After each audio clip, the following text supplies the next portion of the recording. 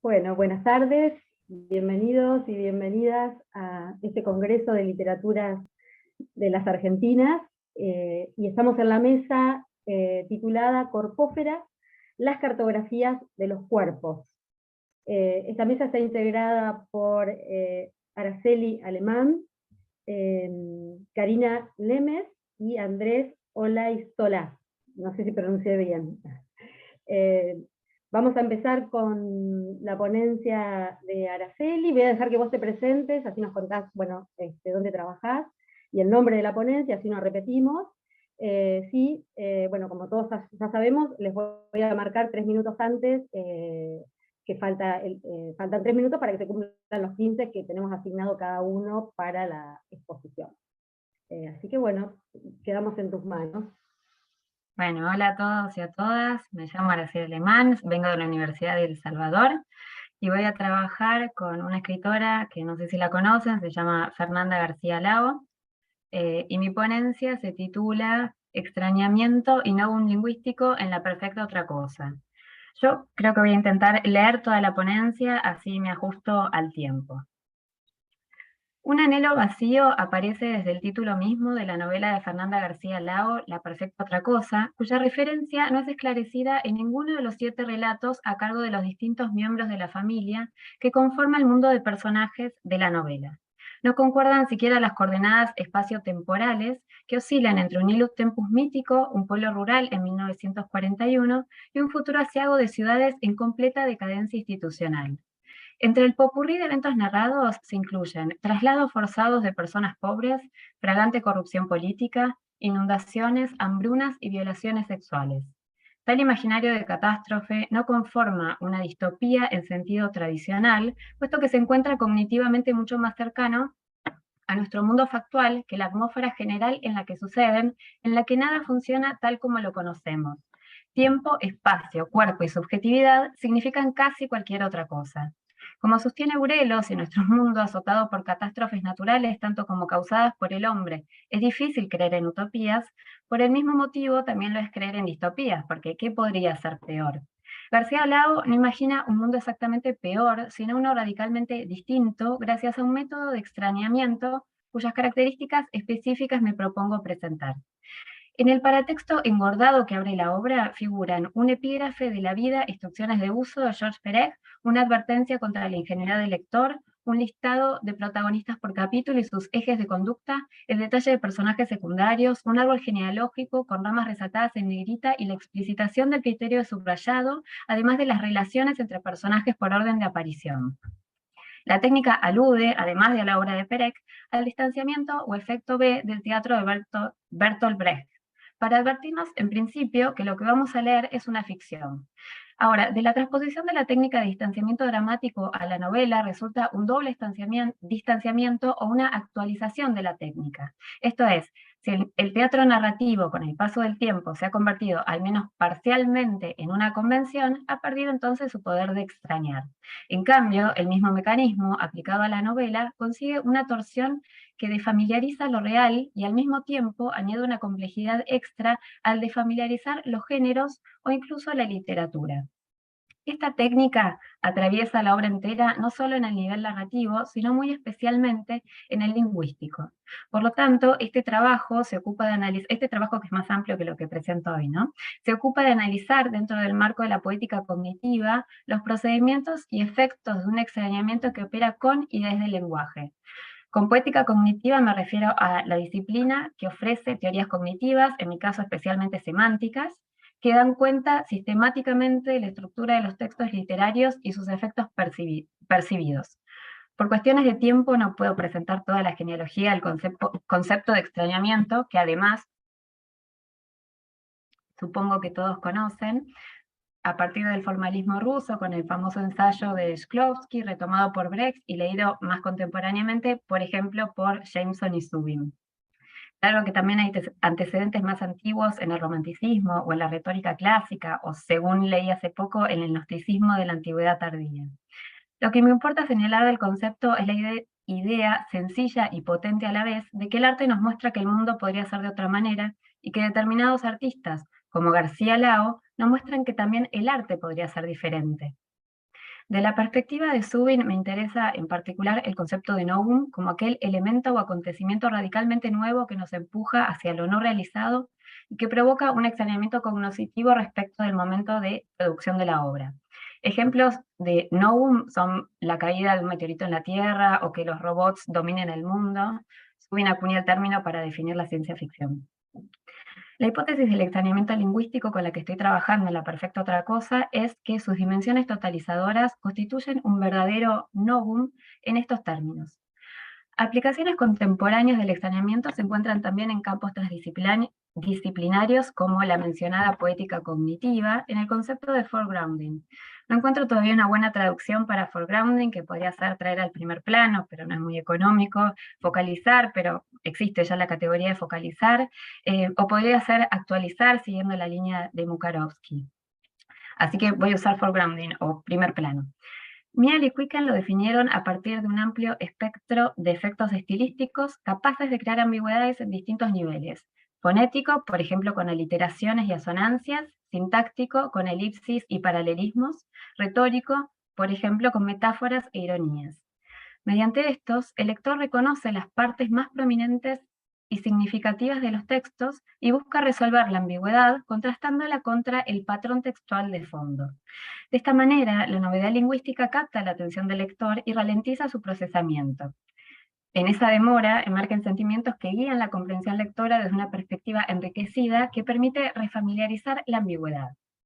¿A qué me refiero con extrañamiento del lenguaje?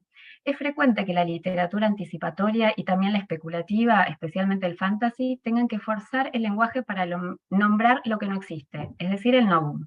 En rigor, toda obra de ficción inventa un lenguaje nuevo en cuanto a que nunca antes ha sido enunciado y a que se refiere a un mundo no realizado. Pero hay géneros que dependen mucho más de mostrar la diferencia entre el mundo referido en el texto y el mundo actual. Por lo tanto, un lenguaje inventado puede ser un elemento de verosimilitud en esos casos. En consecuencia, el punto está en ver el grado específico de la novedad de las innovaciones lingüísticas, así como sus efectos. En una escala de menor a mayor, distinguiríamos, en primer lugar, innovaciones en el nivel léxico a través de neologismos o neosemias, es decir, creación de nuevas palabras por medio de diversos mecanismos, otorgamiento de nuevos sentidos a palabras conocidas, respectivamente. Un ejemplo clásico es el soma de Aldous Huxley, nombre que le da una droga multiuso derivado de la bebida de la tradición védica, ¿no? Ahí hay préstamo y cambio de significado. Un ejemplo local y actual son los gauchoides de Michel Nieva, cuyas bases de composición, gaucho y el sufijo griego oide, que significa semejante a, son bastante transparentes, pero en cierto sentido inesperadas y por lo tanto innovadoras. Un efecto más extensivo alcanzan las extrapolaciones dialectales, como las de la naranja mecánica, con esa jerga derivada de un ruso anglicanizado para los personajes violentos, o localmente el lenguaje de los braucos en El año del desierto de Mairal, con Bini Watch por Benihuacho, o Bocatay Nomá por Bosque de Atay Nomás, que combina una erosión fonética con variación sociolingüística para crear un artefacto lingüístico muy efectivo al representar el declive de la civilización en su novela. Es decir, sirve a un propósito temático y no es un simple adorno. En el extremo de mayor innovación podríamos pensar tal vez en las gitanjáforas de Gíglico de Cortázar o en conlangs contemporáneos y globales como el de la serie Game of Thrones. Conlangs es el acrónimo de Constructed Languages, es decir, lenguajes que no tienen hablantes nativos. Nada de esto es exactamente lo que hace García Lao en La perfecta otra cosa. Hay una extrapolación dialéctica en el uso del tú, pero también puede tener cierta base biográfica, puesto que la autora vivió su infancia y adolescencia en España y por lo tanto suena un poco castiza. Principalmente lo nuevo del lenguaje en esta novela se basa en una torsión, una ruptura respecto del lenguaje cotidiano, tanto como del novelístico, que resulta más cercano a la poesía y digamos quizá a una poesía surrealista, porque tampoco es simplemente un lenguaje con imágenes poéticas. Un rasgo fundamental de esta innovación es la proliferación de construcciones lingüísticas relativas al cuerpo, es decir, una alta presencia de palabras provenientes. Perdón, estaba leyendo el chat. Palabras provenientes del dominio conceptual corporal, tanto de sus partes como de su movimiento en el espacio. Por lo tanto, podríamos decir que el cuerpo configura un foreground o primer plano. Pero además, mientras que, de acuerdo con la teoría de la metáfora conceptual, el lenguaje cotidiano y aún el literario de estilos más bien realistas, el cuerpo es base de conceptualización para nociones abstractas, como enseguida voy a ejemplificar. En la perfecta otra cosa, la dirección de tales conceptualizaciones es dislocada bajo formas cuya ambigüedad difícilmente podemos resolver. Esta inversión implica otro foreground o primer plano más radical y que engloba el del cuerpo, que aparece en consecuencia liberado de restricciones físicas, pero no con una libertad optimista, sino más bien caótica. El resultado de esta puesta en primer plano del lenguaje es una sostenida opacidad referencial. Voy a dar algunos ejemplos del texto para mostrar a qué me refiero.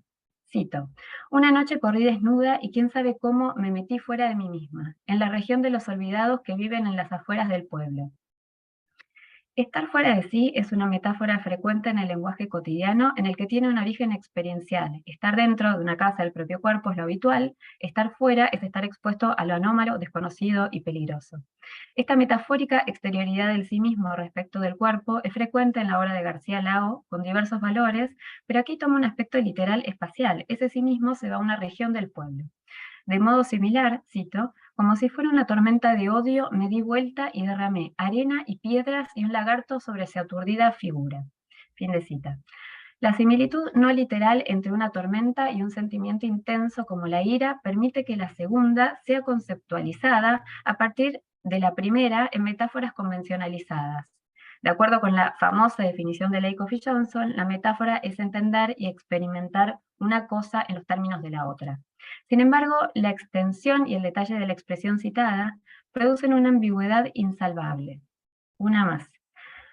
Todos los días que dejé amontonados debajo de la cama sin haberlos usado, desechados tan solo por presentarse sin decir qué querían. Los días habían decidido aprovecharse de todos nosotros y yo solo los maltrataba, los desmenuzaba y los repartía por mi dormitorio. Tenía los armarios repletos. Aquí, una unidad temporal, los días, es conceptualizada como una entidad física, una cosa, y luego como una entidad humana. Puesto que el tiempo configura un dominio abstracto, es frecuente su conceptualización a partir de dominios más concretos, de los que tenemos una experiencia directa en el mundo físico. En el procesamiento habitual de las metáforas, detectamos fácilmente el aspecto no literal y lo integramos a nuestro mundo factual. Es decir, entendemos que desechar o perder un día no implica que el día sea literalmente un objeto físico y que explotar de ira no implica literalmente liberación brusca de energía, que produce un incremento rápido de la presión, con desprendimiento de calor, etc.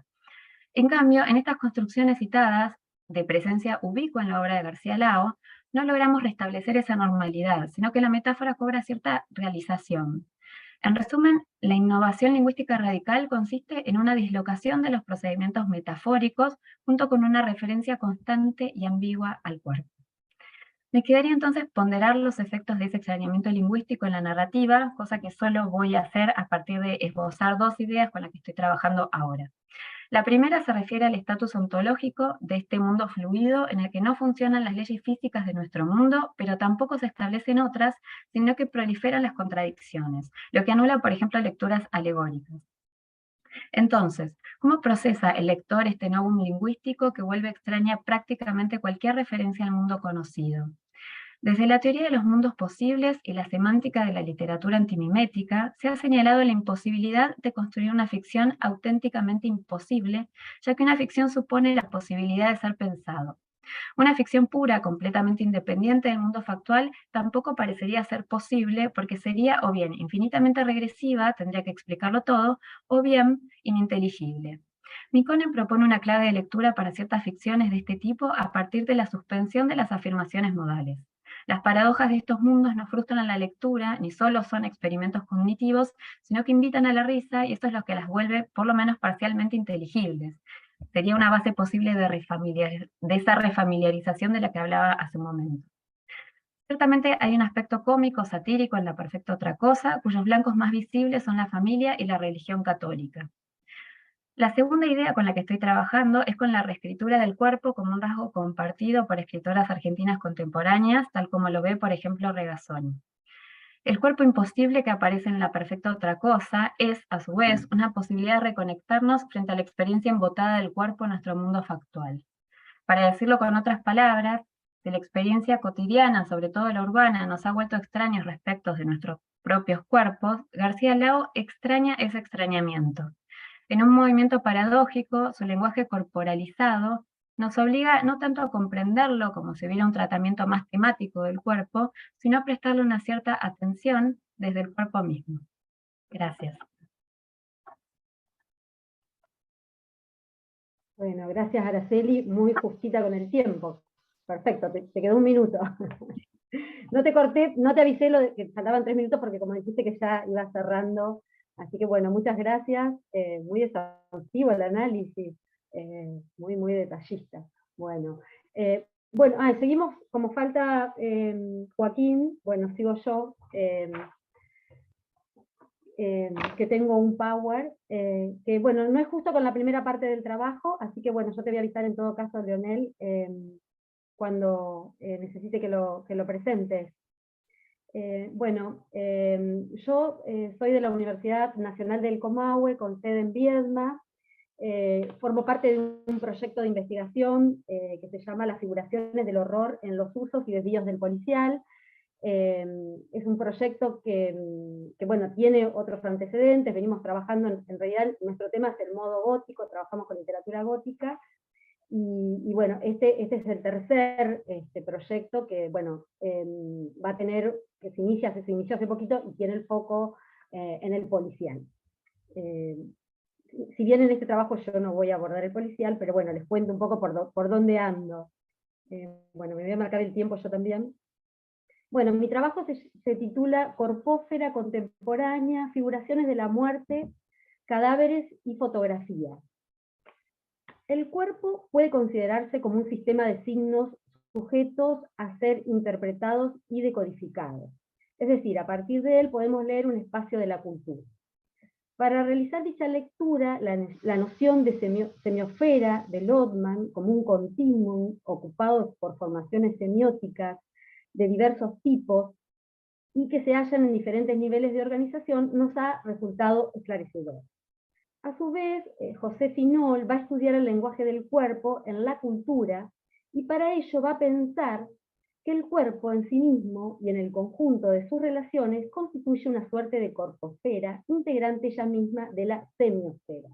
A partir de dicho enfoque, este trabajo centra el análisis en dos obras que comparten la temática fúnebre y la fotografía mortuoria, constituyendo un posible mapa de lectura.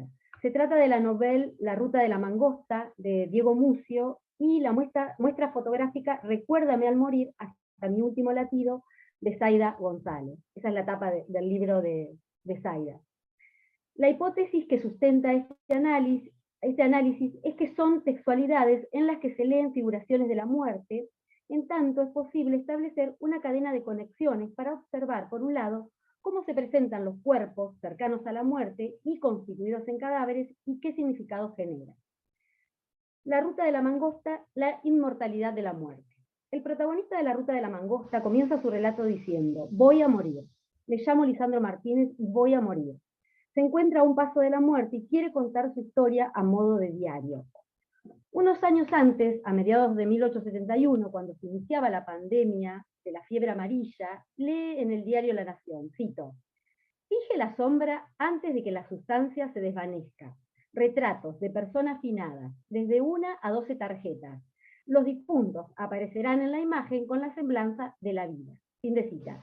Y un poco más abajo se anunciaba que se buscaba un aprendiz de fotógrafo. La fotografía será así el principio constructivo que presenta la estructuración de la novela. El principiante también es iniciado en el ritual del fumador de opio, al que recurre cuando cae enfermo. Su maestro le dice que le salvó la vida el opio, mezclado con lo que él llama la lúmina, sustancia presente en el cuerpo del recién muerto, impresa en la placa de vidrio. Esto lo llevará a Martínez a seguir las rutas de las guerras de fin de siglo y de principio del siglo XX, epidemias, e incluso asesinar ancianas para obtener su fuente de bienestar.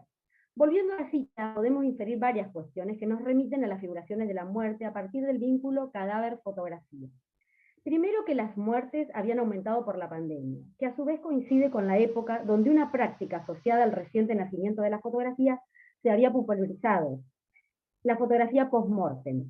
Asimismo, la foto tiene un valor objetivo y documental, pero también abarca la dimensión de artificio si tenemos en cuenta la puesta en escena. Ahora bien, a pesar del simulacro de vida, el protagonista dice, cito, que retratados en una parodia de sueño, los muertos podían dar la impresión de estar vivos, mientras que con los ojos abiertos, ostentando esas miradas abstractas y perdidas, resultaba evidente que ya no pertenecían a este mundo. Fin de cita. La mirada delata la vida, en los ojos se ve la muerte, esa parte del cuerpo encierra una verdad. A su vez, en el momento de la fotografía, el fotógrafo confiesa que al efectuar cada toma tenía la sensación, casi diría la sospecha, de que los difuntos intentaban comunicarme un secreto desolador. La muerte es desoladora, el cuerpo muerto te refriega el desconsuelo de sabernos mortales, lo mismo que los relojes que marcan el paso del tiempo. El cadáver en la foto sigue produciendo sentidos, exhibe lo inquietante de la vida, nos expone a lo inexorable, al fin, a lo desconocido. Los romanos escribían en sus sepulturas la inscripción, carne dada a los gusanos. Se trata de la carne de que dejará de ser carne. Barthes plantea la foto como microexperiencia de la muerte, en tanto el sujeto se convierte en objeto, en todo imagen. Se detiene el tiempo en la foto, pero en el caso de las fotos de muertos es literal. También va a decir Barthes, lo que la fotografía reproduce al infinito únicamente ha tenido lugar una sola vez.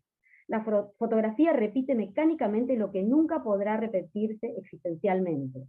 En la fotografía de muertos, además de mostrar un momento que ha tenido lugar una sola vez, y al tratarse de la muerte en sí misma, se reafirma doblemente la muerte. Sin embargo, cito, en la foto algo se ha posado ante el pequeño agujero quedándose en él para siempre. Barthes.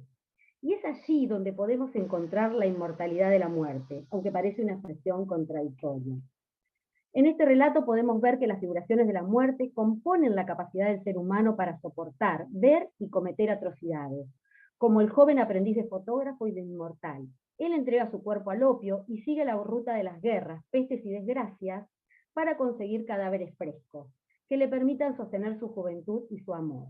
Pero su elección tiene un costo, porque sabe que, cito, los muertos burbujean, están llenos de una vida oculta. Fin de la cita. Los cadáveres discurren sobre la fragilidad y la fugacidad de la condición humana, sobre la utopía de la vida eterna y de los horrores producidos por la tecnología puesta al servicio del asesinato masivo y la destrucción propia de la modernidad capitalista, reafirmada hasta nuestros días cuando la guerra está presente hoy y los cadáveres no paran de aumentar. Fin de la primera parte. Bueno, la segunda parte se titula Fotografías de cuerpos sin latido. La artista fotógrafa Zaida González publica en 2010 el libro Recuérdame al morir con mi último latido. Allí se centra en la fotografía mortuoria de fetos o bebés recién nacidos, que presentan una deformidad, retomando así el ritual del angelito. Dicho libro consta de dos partes. La primera, Conservatorio Celestial, y la segunda tiene el nombre del libro. Al comienzo del libro, la autora escribe justificaciones para una exposición degenerada y dice que no podría parecerme extraño que en algunos de ustedes cause conmoción o repulsión la utilización de cadáveres humanos con fines artísticos. Asimismo, dice que su obra desafía un tabú, el que la muerte sea considerada un tema de mal gusto en nuestra sociedad. Para ahí, Leonel, más que en las circunstancias actuales en que nos ha venido a saludar tan exclusivamente. Asimismo, cuenta que a finales del siglo XIX y principios del XX, la necesidad de fotografiar a los muertos no es algo propiamente de los ricos, sino que es una costumbre enraizada en el pueblo. La clase alta poco a poco se alejó de esa costumbre que alimentó. Dice Zaida González, no podía ponerse a la altura del populacho. Es así como conocemos documentalmente, más allá de la palabra escrita, sobre este ritual, que ha quedado bajo la alfombra de nuestra historia y que es llamado velorio del angelito, heredado de España. El ritual se llevaba a cabo cuando moría un niño menor de 7 años. La familia, antes de sepultarlo, lo vestía con alitas doradas y los maquillaban. Se les colocaban palitos en los ojos para que parecieran vivos y se fotografiaban. Dicha ceremonia servía de protección a la familia y quedaba el recuerdo de las fotos. González consigue un permiso para fotografiar a los bebés que se encuentran en frascos para su estudio o muestra en la Facultad de Medicina de Chile. Se trata de niños recién nacidos que fueron entregados y o donados a la ciencia para su estudio o directamente abandonados. En las fotos recrea dicho ritual, aunque toma distancia para representar escenas que parodian el ideal de perfección, belleza, orden, salud y armonía. La primera parte del libro presenta fotos de los bebés solos y no son un recordatorio de la muerte, sino son el recuerdo de la muerte como hecho consumado. Bueno, en esta primera foto que aparece en la imagen, aparece un niño con dos cabezas, donde se asoman pelos colorados, obviamente que está intervenida la foto pintada, y se le han colocado las alitas doradas de angelito y una mantita con flores y brillos. La imagen es tan colorida como perturbadora. Bueno, pasamos a la otra, Leonel, por favor. En la segunda foto van a aparecer dos bebés con sus caritas en primer plano, donde se puede ver claramente la deformidad, le suma colores y adornos, ¿no? Pero la foto, digamos, está como pone en primer plano, ¿no? Esos bebés con estos cuerpos disidentes. Bueno, en la tercera, pasamos a la otra, se recrea el momento en que el bebé duerme, aquí aparece una muñeca y se le suma un conejo vivo que contrasta con el resto. El niño tiene colgado el cordón umbilical, detalle que hace suponer que nació muerto. En las fotos se exhiben bebés que se alejan del modelo de publicidad regordete, no solo son bebés muertos, sino además con alguna disidencia corporal. Estos infantes son los otros de una sociedad pensada para el bien, la salud, el progreso. Estos fetos representarían una antinorma, enmarcándose dentro del ámbito de la monstruosidad o alteridad amenazante, de acuerdo al orden reinante. En la segunda parte del libro suma a las fotos familias ficticias, un papá y una mamá, hermanos, mascotas. Pasamos a la otra foto. En Guaguita y sus muñecos aparece un bebé vestido en una cuna. Junto a él hay dos muñecas y delante de ellos un ciervo de juguete mirando a la cámara. No se ve muy bien, pero ahí sobre la derecha. La escena es inquietante en cuanto combina otros elementos ajenos al ritual, los juguetes. No obstante, no son cualquier juguete, sino un par de muñecas tétricas por su expresión.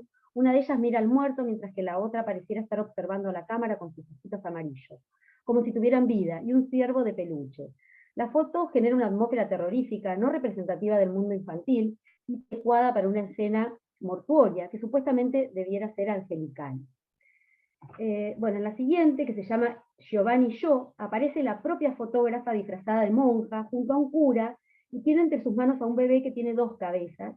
El cura tiene la mano izquierda levantada con los dedos índice y mayor levantados en posición de bendición. A los pies aparece un juguete de goma con forma de serpiente asociada a la tentación y al mal e indicando el pecado según el cristianismo. Los colores de la imagen, los gestos faciales de los personajes y el juguete de plástico marcan un carácter irónico a la obra, donde se puede leer una crítica a la institución religiosa que niega el deseo y sentencia la pasión.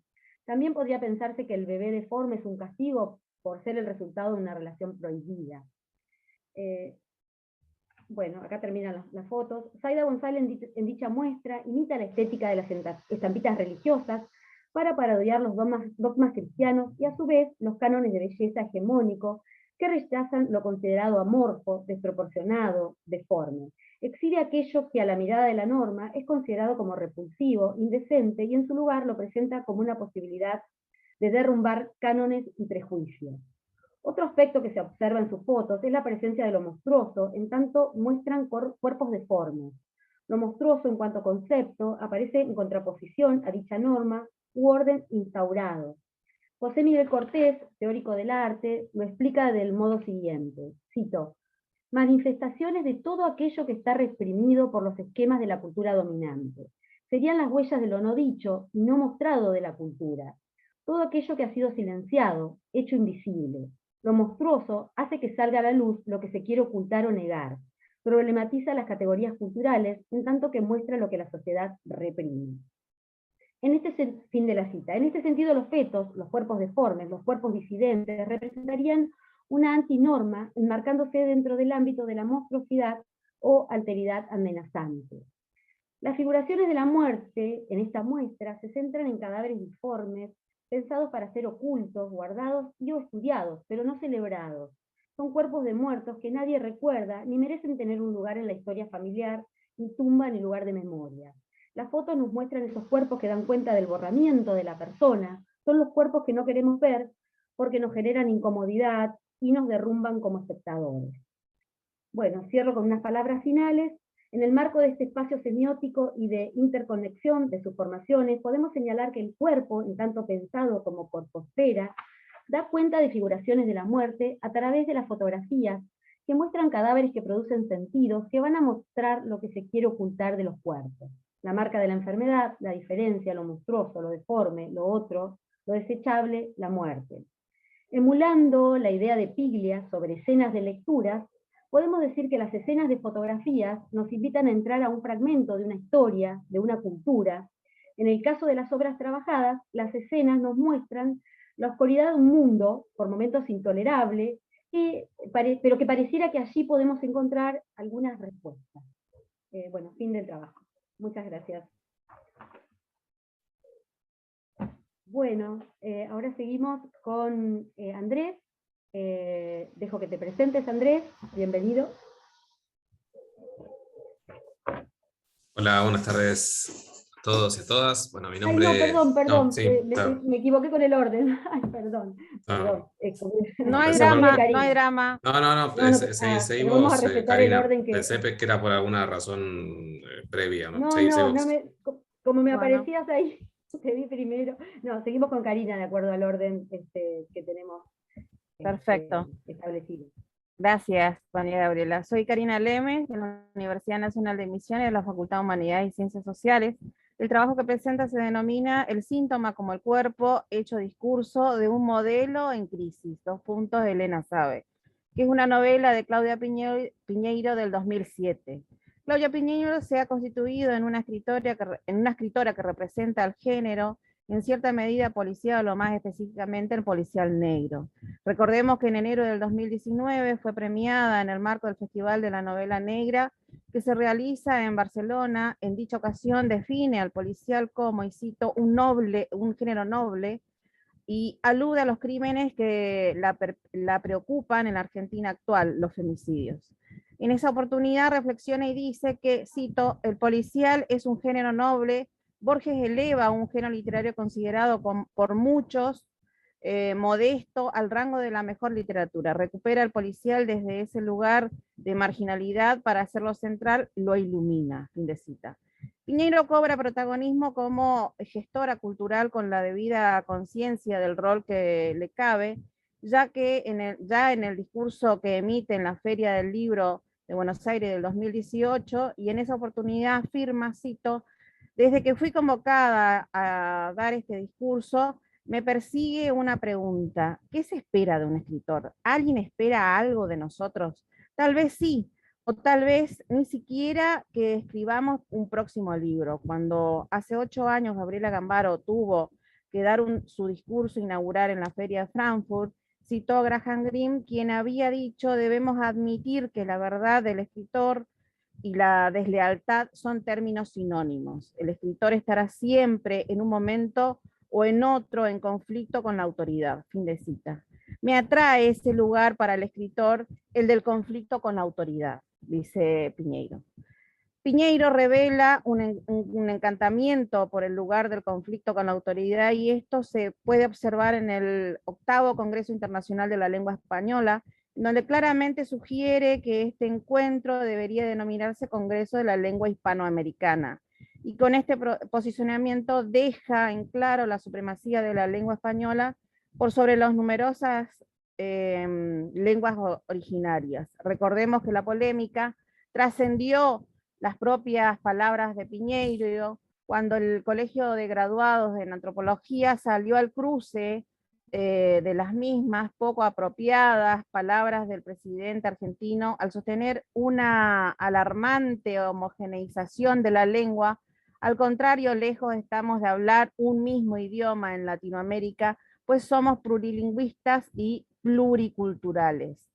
Para la autora, la crítica ha mutado como lo ha hecho la literatura y el arte impulsados por los movimientos de vanguardia en las primeras décadas del siglo XX. Se aprecia un quiebre con la mímesis, con los valores y supuestos del realismo que agitó las artes modernas, cuya principal consecuencia es un cambio en la vinculación del texto crítico con su objeto, la literatura. Los discursos que ahora imperan están caracterizados por la fragmentación, la desconstrucción, la intertextualidad, la interculturalidad, el collage, la heterogeneidad y el pluralismo. A estas tendencias subversivas se le suman la parodia, la autorreflexividad, la metaficción, que se difuminan en las novelas convirtiéndolas en híbridas, ambiguas, palincésticas.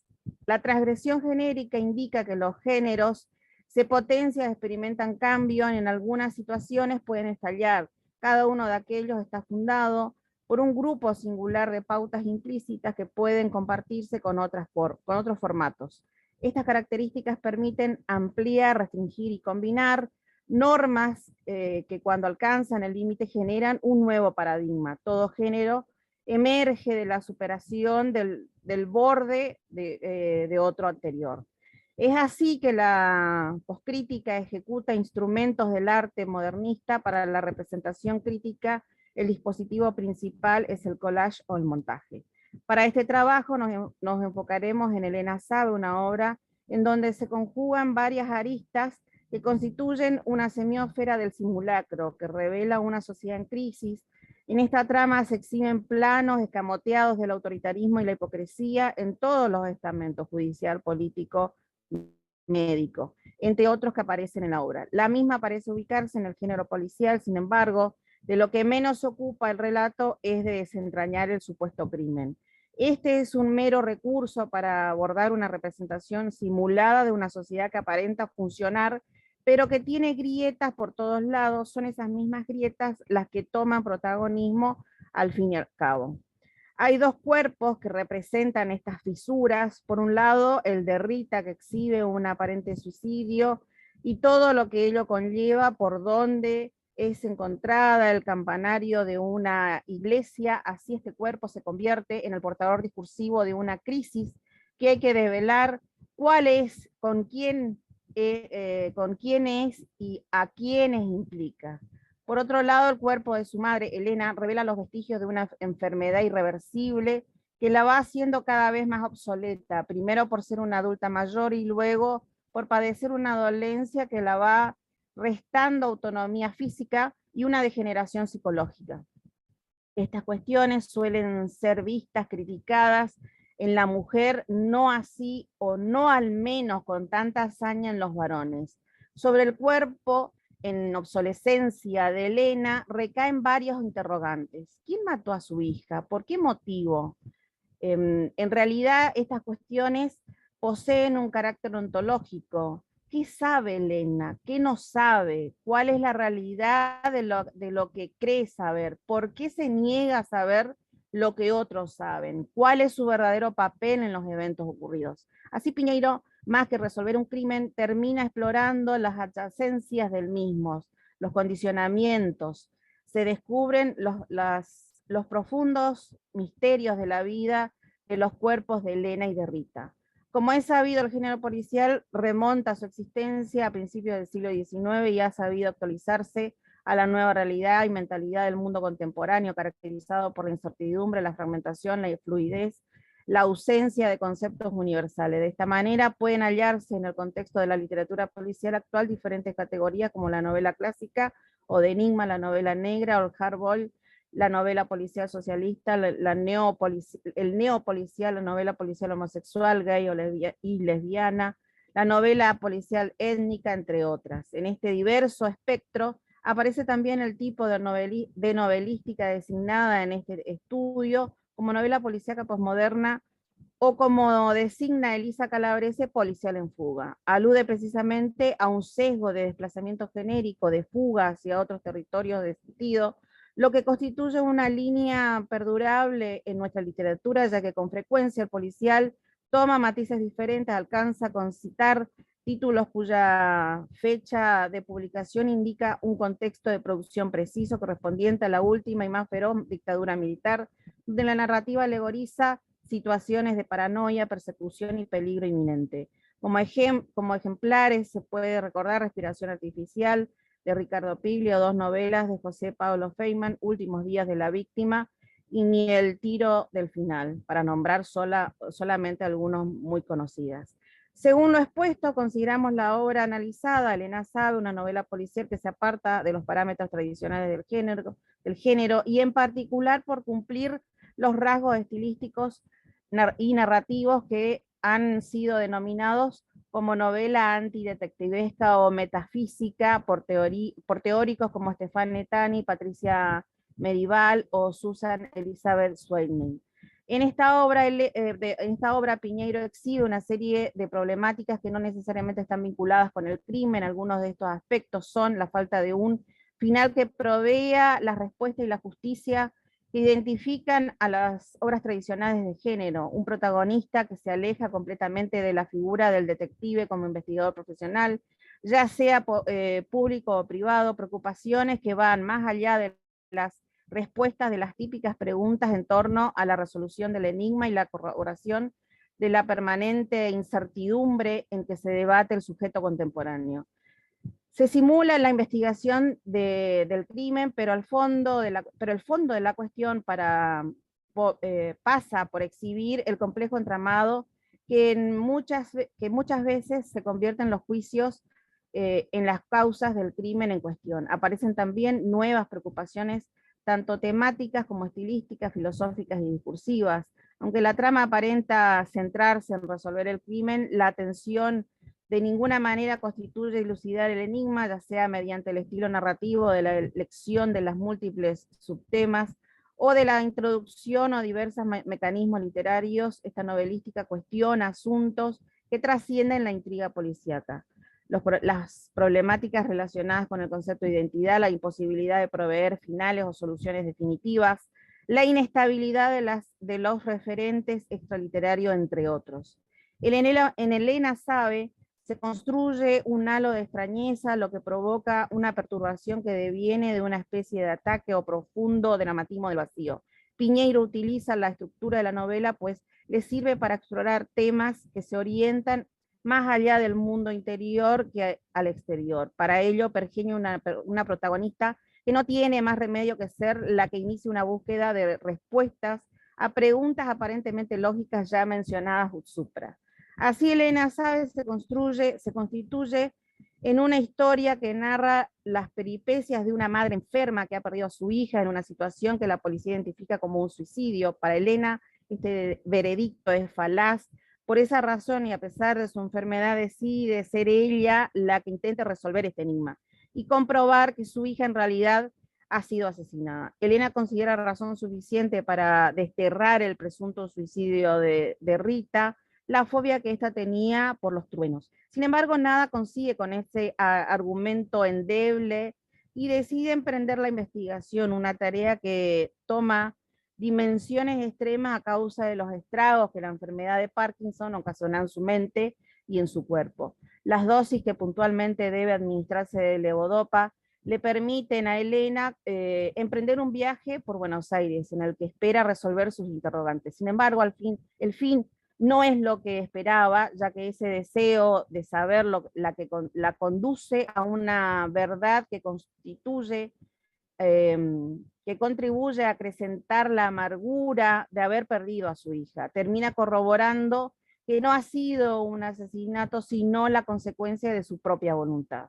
Para llegar a esta instancia, Elena realiza un sinfín de especulaciones que por momentos se entrelazan con sus propias cavilaciones con respecto a su enfermedad y qué sucedería si no la padeciera, y cómo fue antes de diagnosticársela. La protagonista busca intensamente saber no solamente si su hija se ha suicidado o no, ese es el puntapié inicial, luego van surgiendo otros interrogantes que se superponen en su búsqueda.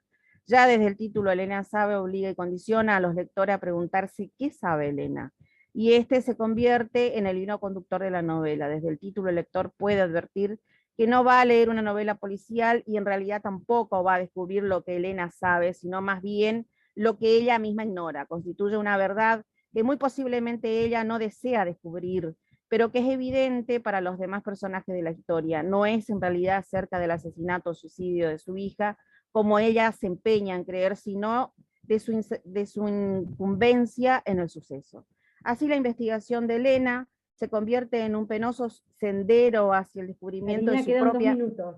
Bien, gracias, responsabilidad en las acciones de Rita. Esto es lo que va revelando a medida que avanza con sus averiguaciones, y lo que al final le permite aceptar el hecho de que su hija se haya quitado la vida, su incapacidad por reconocer este aberrante hecho, así lo considera Elena, tiene su raíz en esta posibilidad, en que esta posibilidad la señalaría como el único móvil posible del crimen. Por otro lado, llega la atribulada conclusión de que yo sí, cito, yo sí quiero vivir, sabe, a pesar de este cuerpo, a pesar de mi hija muerta, dice y llora, y sigo eligiendo vivir. ¿Será soberbia? Hace un tiempo me dijeron que yo era soberbia, fin de cita. Reconoce con sus ansias por vivir a pesar de que su hija se haya suicidado por lo que representaba la enfermedad de su madre. Lo que devela Elena es que su sentido de supervivencia aún está activo y ella lo siente por primera vez en mucho tiempo, a pesar de que su cuerpo se consuma por el Parkinson. En conclusión, la novela de Piñeiro, más que resolver un crimen, termina explorando las adyacencias del mismo, los condicionamientos, se descubren los profundos misterios de la vida, de la identidad de Elena y de Rita, a pesar de que esta revelación es dolorosa para Elena, también es liberadora, pues acaba con la incertidumbre con la que inició la novela, y si bien Elena no sabe lo que le depara el futuro, tiene otra certeza que la impulsa hacia lo desconocido. Madre e hija se han querido a su modo. Gracias. Gracias, Karina. Bueno, ahora sí seguimos con Andrés. Ahora sí es tu turno, Andrés. Bueno, Sí. dejo que te presentes y nos des el nombre de la ponencia. Sí. Buenas tardes a todos y a todas. Bueno, mi nombre es Andrés Olaizola, soy becario doctoral en el IBI-CRIT, SECRIT, CONICET. Mi ponencia se llama Corporalidad, Violencia Machista y Archivo en ¿Por qué volvías cada verano? Bueno, comienzo. Permítanme iniciar la ponencia con una cita en extenso. Cito: este no es un libro de historia, estamos más bien ante una antología de vidas, existencias contadas en pocas líneas o en pocas páginas, desgracias y aventuras infinitas recogidas en un puñado de palabras. El término de avisos bien podría servir para designarlos en razón de la doble referencia que ese término encierra, brevedad en la narración y realidad de los sucesos consignados. Y es que es tal la concentración de cosas dichas contenidas en estos textos que no se sabe si la intensidad que los atraviesa se debe más al carácter centelleante de las palabras o a la violencia de los hechos que bullen en ellos. Fin de cita. Así comienza Vida de los hombres infames, de Michel Foucault, y de alguna manera también podría ser el punto de partida para la lectura de ¿Por qué volvías cada verano?, de Belén López Peiró, ya que el texto de Foucault nos brinda ciertas coordenadas para analizar el texto de la escritora argentina. Y si el título del libro de López Peiró es una pregunta, también podemos empezar a hacerle preguntas a partir del texto de Foucault. En Vida de los hombres infames, Foucault trabaja con, cito, documentos que datan más o menos del mismo intervalo de años, es decir, entre 1660 y 1760, y que proceden de la misma fuente, archivos de encierro, archivos policiales, órdenes reales y letras de calle. Fin de cita. Es interesante observar que, ni bien empieza el artículo, Foucault sostiene que esas breves notas alojadas en el archivo tienen una naturaleza estética, que están embebidas de cierta literaturidad. Cito: me costaría trabajo expresar con exactitud lo que sentí cuando leí estos fragmentos y muchos otros semejantes. Se trata, sin duda, de una de esas impresiones de las que se dice que son físicas, como si pudiesen existir sensaciones de otro tipo. Y confieso que estos avisos que resucitan de repente tras 2 siglos y medio de silencio han conmovido en mi interior más fibras de lo que comúnmente se conoce como literatura. Fin de cita. Tal como expone Arlette Farge en la atracción del archivo, la corporalidad se inscribe en el archivo, pero también la suscita. Y esa corporalidad se vincula con lo literario, o mejor dicho, con la causa que un texto al que se le asigna la propiedad de ser literatura: cuerpo, escritura, literatura. En ¿Por qué volvías cada verano?, la corporalidad, la subjetividad violada, destrozada, ese yo vulnerado por el macho violador, su círculo, pero también por las instancias judiciales al ser revictimizado, se encarna en la escritura para darse voz, para tratar de reconstruir algo de lo que el violador y sus cómplices la despojaron. Pero también para buscar justicia, y esa escritura es bien diferente a la de los documentos oficiales que el libro incluye. porque emplea recursos formales, maneras del relato, para diferenciarse de un testimonio judicial. El que esta vez más central, la elipsis. Se liden hechos e instancias, pero también toda reconstrucción del escenario, porque la escritura es casi pura deixis, solo hay voces, no hay una voz narradora que las vaya presentando y ubicando. La edición como procedimiento formal es extensivo, pero contrario a lo que realizan los sujetos y comunidades cómplices. El relato elide como una forma de explicitar, una forma de trazar una trayectoria en busca de la justicia. Los y las cómplices eliden porque eligen ocultar, negar, esconder para tratar de garantizar la impunidad. La fórmula no es tanto por acción o omisión, porque omitir es una acción como cualquier otra, y como tal conlleva una agencia y una motivación. Y las personas deben responder por ello. Leemos en ¿Por qué volvías cada verano? Cito: para mí la gente no hace lo que puede, hace lo que quiere. Para mí mi familia no hizo lo que pudo en esta situación. No, para mí ellos eligieron hacerse los pelotudos, eligieron mirar para otro lado, se cagaron en mí. Y también, ¿sabes qué? Hacer como si nada pasara en respaldarlo. Es ser complaciente con una bestia que fue capaz de tomar a palos a su mujer y cogerse a su sobrina. Es ser condescendiente con un tipo que cobró con cuerpo sus bondades. Es aceptar y promover las brutalidades de un hombre que cree que puede tomar la prestada la niñez de una mujer y destrozarla. Fin de cita. Volvamos por un momento a las letras de Cayet. La potencia estética que poseen estos textos no solo provoca efectos físicos, sino que origina que el proceso de investigación se decante en determinados procedimientos y no en otros. Dice Foucault, cito: hace tiempo que me he servido de documentos de ese tipo en uno de mis libros. Si lo hice así, entonces se debe sin duda a esa vibración que me conmueve todavía hoy cuando me vuelvo a encontrar con esas vidas íntimas convertidas en brasas muertas en las pocas frases que la aniquilaron. Y puesto que existía el riesgo de que se perdiesen, de que mi discurso fuese incapaz de estar a la altura de tales sensaciones exigían, me pareció que lo mejor era mantenerlas en la forma misma en la que me impresionaron. Fin de cita. Foucault no solo indica su metodología, como cómo va a trabajar con los textos, sino que también vuelve a destacar otro rasgo literario que poseen los fragmentos del archivo. No soportan la paráfrasis. Deben ser citados en forma directa, propiedad que Elena Beristain identifica para el lenguaje poético. En gran medida, la resistencia que poseen estos textos a ser glosados sería de que la, cito, existencia de estos hombres y estas mujeres se reducen exactamente a lo que ellos se dicen. Nada sabemos acerca de lo que fueron o lo que hicieron, salvo lo que vehiculizan esa frase. Fin de cita. No hay nada más, no hay otras referencias o fuentes con las que reponer, reconstruir o intercambiar un discurso con otro. Son pura existencia verbal. Lejos de basarse en la prolijidad de los procedimientos poéticos, en la maestría de los artificios del relato, lo que provoca que se entremezclan con la ficción y la realidad es la escasez. En el texto de López Peiró no hay glosa, hay cita directa, porque la potencia de esas voces que desfilan precisamente se basan en que hablan ellas, con sus giros, con sus miserias, temblores y dolores. Por eso ingresan directamente sin verbos del decir. En cada sección hay una nueva voz de la que solo conocemos por lo que se nos dice y es más que suficiente. A lo escueto se le suma lo fragmentario, no solo por las condiciones mismas de su frágil materialidad, sino porque estos textos son narraciones sin tradición, carentes de un proceso de transmisión continuo. Por lo tanto, solo pueden llegar a nosotros, a nosotras, a través de rupturas, borrones, olvidos, entrecruzamientos, reparaciones. Escuetos, fragmentarios, resistentes a ser glosados, los textos vida acumulan en exceso relaciones lingüísticas, poéticas, sociales, de género, ideológicas, políticas, históricas, en su interior, con lo cual se muestran como piezas sólidas. Quizás la potencia estética, física de estos textos resida en que en ellos se conjuga la escritura y lo viviente. La experiencia vital es en tanto escritura, y la escritura se entiende en tanto experiencia vital.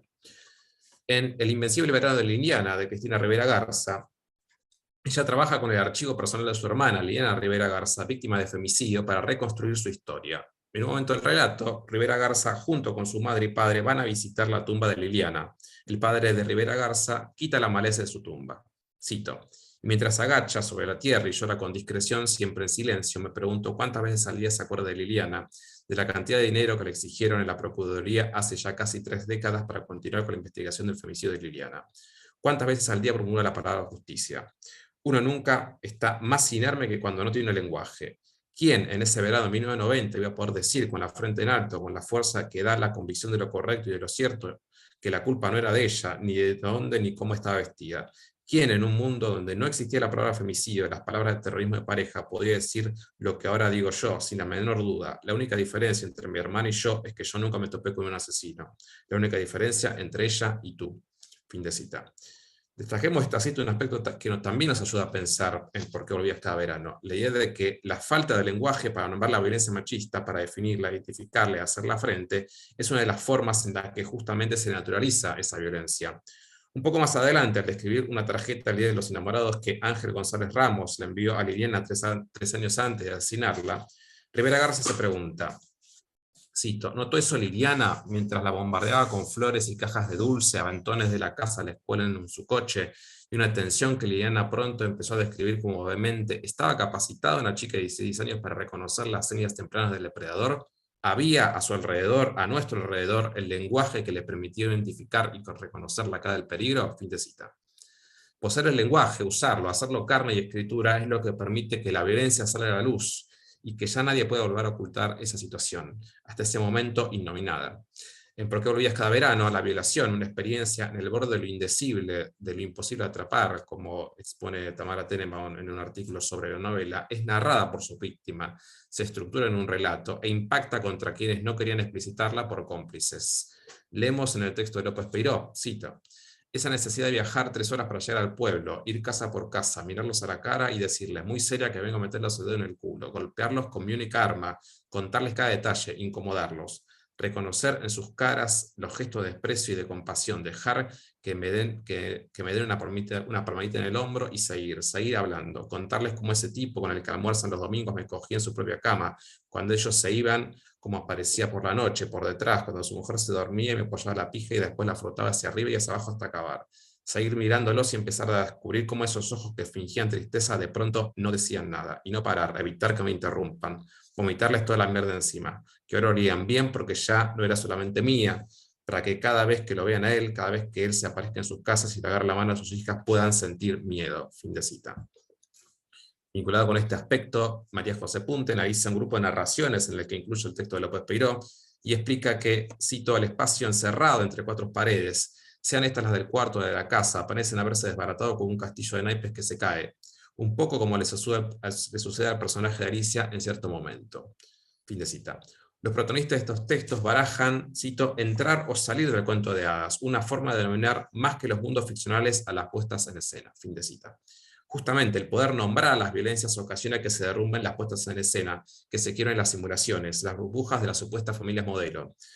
Le dice la narradora de Por qué volvías cada verano a su prima, cito, no puedes tapar el sol con un dedo, no me importa que hayas crecido en una cajita de cristal, que nunca hayas sentido ese dolor, no me voy a hacer cargo de ello, yo no elegí que tu viejo me cogiera, mucho menos que vos seas su hija, así que enojate con él, ¿sabes? Fin de cita.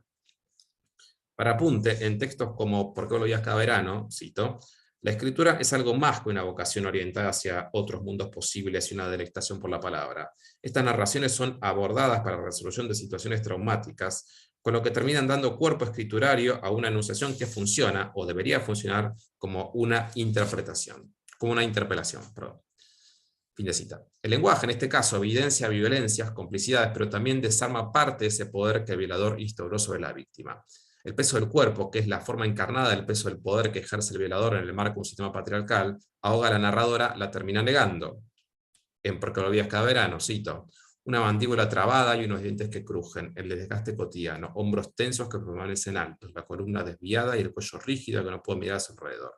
Y los pies, unos pies grandes y planos que cada vez que me pisan duelen, que al andar se frenan y me aferran a un suelo duro que al rozar quema y lastima. Me lastima y me hunde como él cada vez que su cuerpo se abalanza sobre mí, cada vez que no me deja respirar, cada vez que me asfixia por la presión de su peso en mi espalda y de su voz en mi cabeza, cada vez que me aplasta, que me niegue el aire, que me niega a mí. Fin de cita. La escritura terminará instaurando un proceso para tratar de recuperar esa parte de la subjetividad de la narradora que el violador le arrebató. La escritura será el procedimiento para conjugar el dolor, cito, en Por qué volvías cada verano, de hacerlo con palabras, acabarlo en un punto y garchárselo entre comas, así sin más pena, sin más dolor, sin más de voz. Fin de cita. Cuando hay lenguaje, ya no se está más inerme. La escritura dota de poder a la narradora, la escritura invierte la situación de indefensión inicial. Cristina Rivera Garza, en otro libro de ensayo, Los muertos indóciles, sostiene que, como el yo está antecedido y luego constituido por el otro, no solo establece un lazo ineludible de dependencia con el tú, contigo, sino también constituye un testimonio de la radical opacidad del yo para consigo mismo. Por lo tanto, cito, una autobiografía, un recuento de uno mismo, tendría por fuerza que enunciarse de una forma narrativa que diera testimonio de tal modo relacional de la vulnerabilidad humana. Fin de cita. En ese sentido, una autobiografía tendría que ser sobre todo, cito, el testimonio de un desconocimiento. Fin de cita. ¿Por qué volvías cada verano? Da cuenta de la vulnerabilidad de la narradora ante la violencia machista y sus cómplices a partir de la escritura autobiográfica y su articulación con el archivo judicial. Llena de fórmulas y giros discursivos, en los documentos oficiales desfilan las mismas voces que las que aparecen en la escritura testimonial, pero es en la colindancia de los dos tipos de texto, en lo disímil, en la divergencia de la forma en que exponen la violencia, en cómo los y las otras responden, en que podemos conjugar algo de la experiencia traumática intransferible de la violación. Muchas gracias. Gracias, Andrés. También cumplió muy bien con el tiempo. Todos respondieron, cumplieron con el tiempo. Así que bueno, nos queda un ratito, ¿no es cierto, Leonel? Para conversar, hacer alguna pregunta. La mesa Sí. dice de 18 a 19, así que no sé, estamos ahí medio sobre la hora. ¿Tenemos unos minutitos? Sí, No sé calculo si alguien... 3 minutitos, si no hay preguntas, no No sé. nos cortarán. Bueno, no sé si alguno quiere hacer alguna pregunta, hacer algún aporte, algún comentario. Yo quisiera que Andrés, el libro de la cita con la que comenzás de Foucault, ¿me podrías recordar el título, por favor? Estás muteado, Sí, Andrés. sí. El artículo se llama Vida de los hombres infames, que está incluido en el libro Vida de los hombres infames, que compila varios artículos de Gracias. Foucault. No,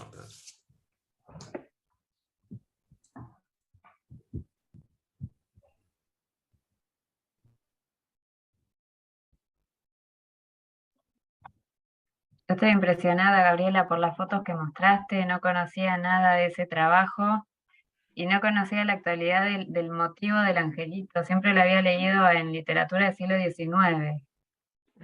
Sí, yo, bueno, perdón, por ahí no advertí de las imágenes que por ahí son un poco fuertes, porque bueno, no dejan de ser muertos, pero además bebés, entonces tiene como una doble, genera como un doble impacto. Sí, es una artista chilena, esa obra es del 2010, sí, ese libro está digitalizado, así que se puede acceder, hay muchas fotos más. Y bueno, y tiene otras obras, tiene otro libro donde trabaja también con cuerpos disidentes, donde incorpora, bueno, qué sé yo, hay una foto con un albino, con un enano, con un trans, bueno, que ahí juega con las imágenes que recrea, son como las cartas de tarot, pero bueno, toma las fotos y después las interviene. Bueno, es una artista muy interesante, muy, muy actual y muy crítica de la sociedad chilena. Ella está todo el tiempo como, también digamos, escribe, en los libros hay textos de ella, y muy crítica de su propia cultura. Sí, muy interesante. Bueno, nosotros en el proyecto que les contaba, hay muchos de los investigadores que trabajan esta relación de la literatura con otros lenguajes, ¿no? A partir de, bueno, de esta idea de pensar a la literatura en en estos nuevos formatos, como un poco ustedes también contaban, en el caso de Karina, que decía de la novela de Piñeiro, que es un género que híbrido, ¿no? Que a su vez ahí aparece un diálogo interesante entre el género sexual y el textual, lo mismo que, bueno, el trabajo de Andrés, y ahí, bueno, esa novela también genera todo un desafío desde lo genérico, ¿no? Porque, bueno, hay que pararse desde un lugar de ficción distinto al que quizás muchos críticos se paran, ¿no? Porque esa novela muchos la reseñaron como una novela de no ficción.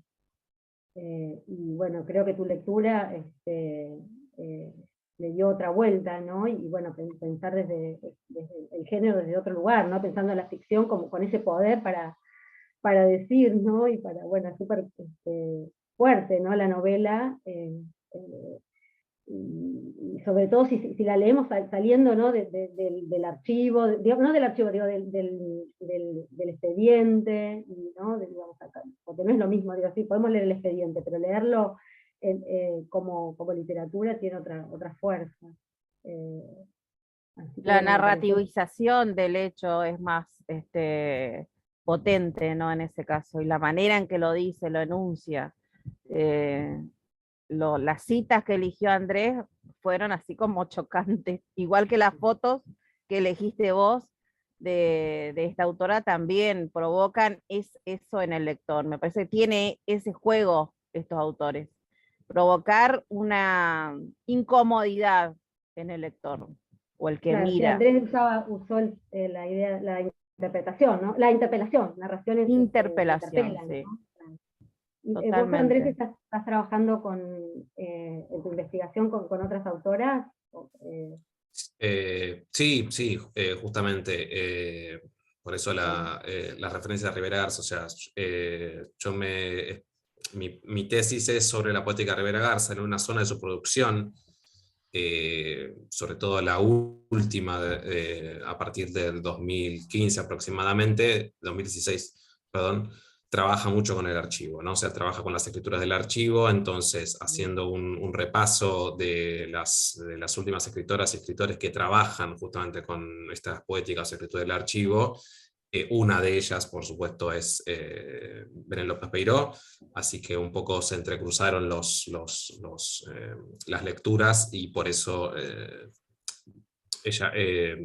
pude organizar justamente analizando muchos de los elementos en la novela de López Peiró. Pero sí, estoy ¿Cómo es trabajando, digamos, en esa línea. la otra autora que mencionaste? Porque no alcancé a... Cristina Rivera Garza. Cristina Rivera Garza es es una escritora mexicana contemporánea, que justamente a partir del 2015 sobre todo potencia mucho su literatura enmarcada en el archivo. Los archivos familiares, los archivos estatales, y la cita que mencioné en un momento, que es sobre el invencible verano de Liliana, perdón, es su último libro. Justamente trabaja con el archivo de su hermana asesinada en el 1990. Un archivo personal, ¿no? Entonces reconstruye la vida de la hermana a partir de su lectura desde el 2021, ¿no? O sea, está leyendo desde nuestro contexto. Por eso la relación, la referencia que en el 91 y el 90, perdón, en el 90 no existía el término femicidio, Claro. estaba tipificado en el Código Civil, en el Código Penal mexicano, y hace todo ese análisis. Bueno, acá Leonel nos está diciendo que vayamos cerrando el diálogo. Una cosita nada más, seguramente lo conocés, pero hay un libro de Florencia Garramuño que se llama Los restos de lo real. Sí. Que trabaja con claro, lo trabajo en una parte justo de la tesis. Claro. Bueno, Araceli, no alcanzamos a hablar mucho de tu trabajo, pero también me pareció novedoso trabajar toda esta cuestión, cómo trabajaste con el concepto de extrañamiento, todo lo de la textualidad, un trabajo súper detallista y riguroso. Me pareció también muy interesante. Bueno, muchas gracias, un gusto, y bueno, cerramos esta mesa en el marco del Congreso de Literaturas de la Argentina. Muchas gracias Leonel por acompañarnos. Chau, un gusto. Gracias. Sí, Gracias. últimas Gracias. palabras, antes que se desconecten. Más que nada, invitarlos a las diferentes actividades que van a seguir hasta el sábado, tanto virtuales y si tienen la posibilidad de estar por aquí cerca de Jujuy, presenciales. Y más que nada, este video va a estar en YouTube para que puedan acercarse y repasar las diferentes ponencias. Muchas gracias. Bueno, muchas Gracias. gracias. Gracias. Hasta luego. Chao. Hasta luego. Hasta luego.